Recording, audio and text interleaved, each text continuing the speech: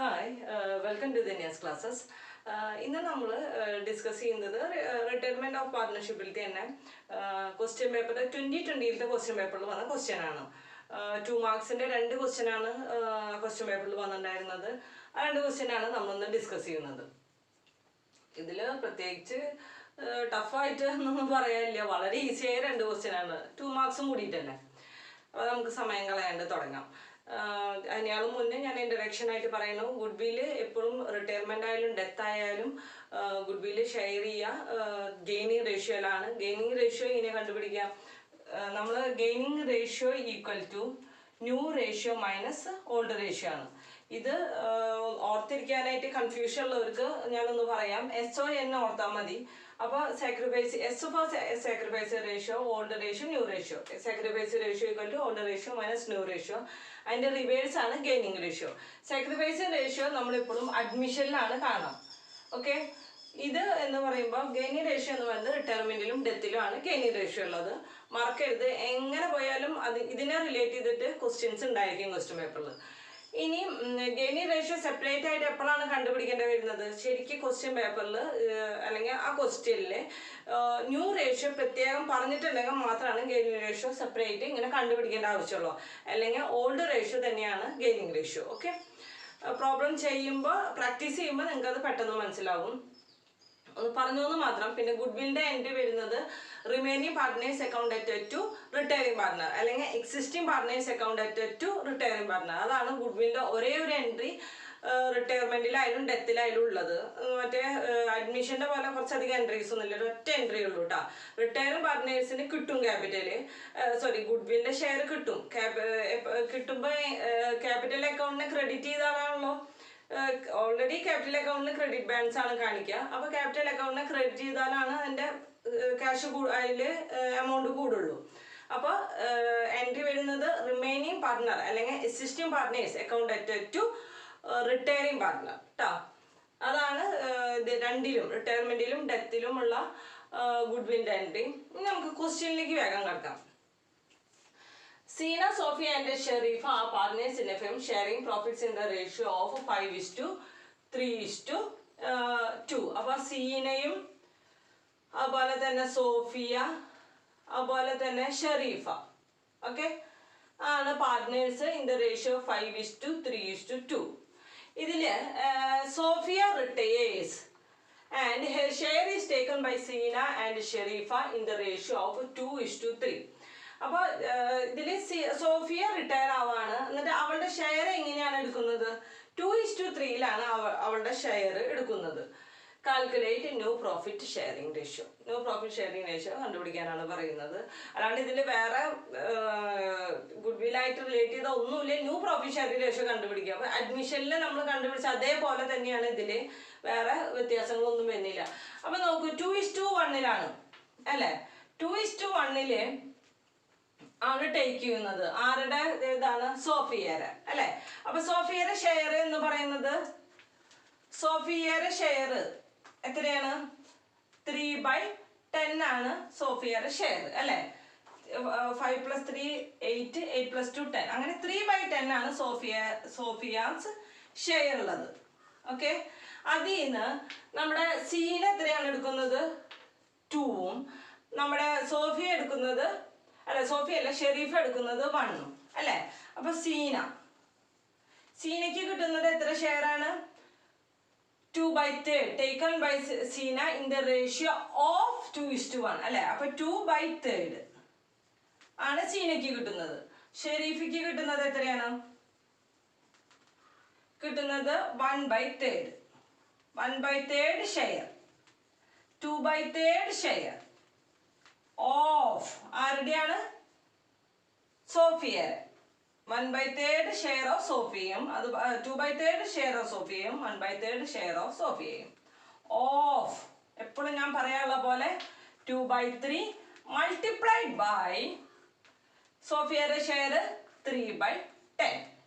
അതുപോലെ തന്നെ 1/3 of multiplied by 3/10. Fractions തമ്മിൽ എങ്ങനെയാണ് മൾട്ടിപ്ലൈ ചെയ്യുക? സിമ്പിൾ ആയിട്ടാണ്. ന്യൂമറേറ്റർ ആയിട്ട് മൾട്ടിപ്ലൈ ചെയ്യും.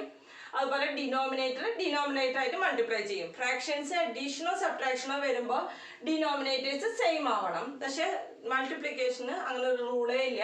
അപ്പൊ നമുക്ക് എത്ര കിട്ടും? 6/30 കിട്ടും. അതുപോലെ 3/30 കിട്ടും അല്ലെ. അപ്പൊ ഇത്ര ഷെയർ ആണ് ഇവർക്ക് കിട്ടുക. 6/30യും അതുപോലെ തന്നെ 3/30യും. അതായത് ഓക്കെ 6/30യും 3/30 ആണ് നമ്മുടെ ആർക്ക് കിട്ടുക? സീനയ്ക്ക് കിട്ടുക 6/30യും ഷെരീഫയ്ക്ക് കിട്ടുക 3/30യും. അപ്പൊ നമുക്ക് ഓൾറെഡി സീനയ്ക്കുള്ള ഷെയർ എത്രയാണ്? സീന ഈക്വൽ ടു ഓൾറെഡി ഉള്ളത് 5/10 ആണ് അല്ലെ, പ്ലസ് 6/30. ഡിനോമിനേറ്റേഴ്സ് സെയിം ആയാൽ മാത്രമാണ് നമ്മുടെ അഡീഷൻ പറ്റുള്ളൂ. അപ്പൊ 10ന്റെ കൂടെ എന്ത് ചെയ്താൽ മതി? 3 മൾട്ടിപ്ലൈ ചെയ്താൽ മതി. ഡിനോമിനേറ്ററിനെ 3 കൊണ്ട് മൾട്ടിപ്ലൈ ചെയ്യുമ്പോൾ ന്യൂമറേറ്ററിനെ 3 കൊണ്ട് മൾട്ടിപ്ലൈ ചെയ്യാം. Equal to 15/30 plus 6/30 equal to 15 plus 6/30 equal to 21/30. ഇതാണ് നമ്മുടെ സീനയുടെ ന്യൂ റേഷ്യോ. ഇനി ഉള്ളത് ആരാണ്? ഷെരീഫയാണുള്ളത്.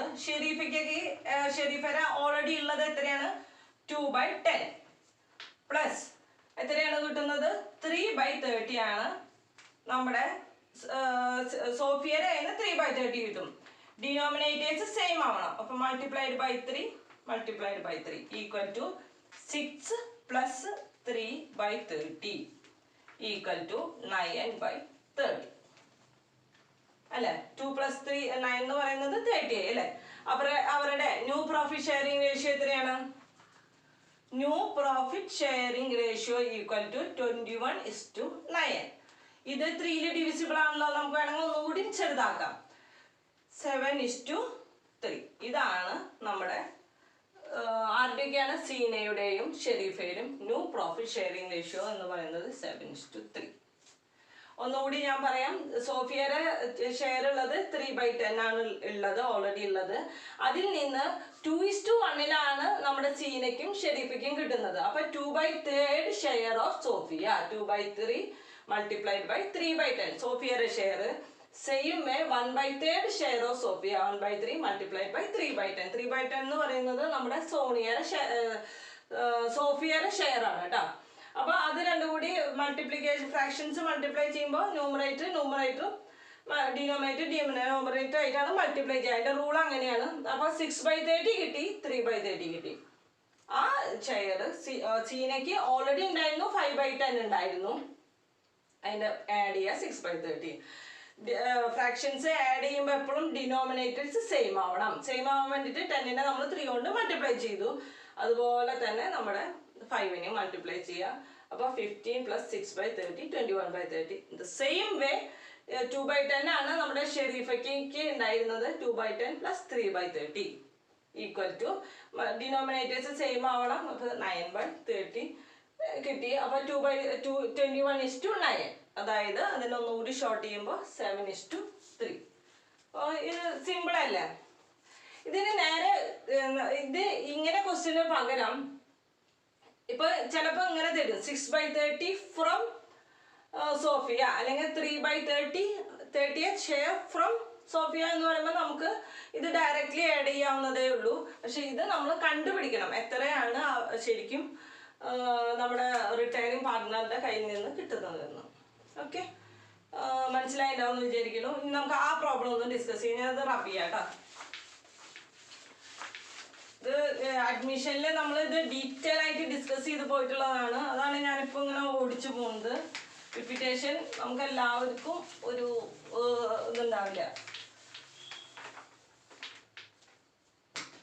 ഇത് Mrs. Bhanumati, a partner in a firm, decided to retire from the firm on 31st March 2017. The amount due to her from the firm is estimated as ₹75,000. Past guarantees. അപ്പോൾ എന്താ ഇത് പറയുന്നത്? Bhanumathi retire ചെയ്യാണ്. എത്രയാണ്? 75,000 ആണ് അവൾക്ക് കൊടുക്കാനുള്ളത്, എസ്റ്റിമേറ്റ് ചെയ്ത് വെച്ചിരിക്കുന്നത്.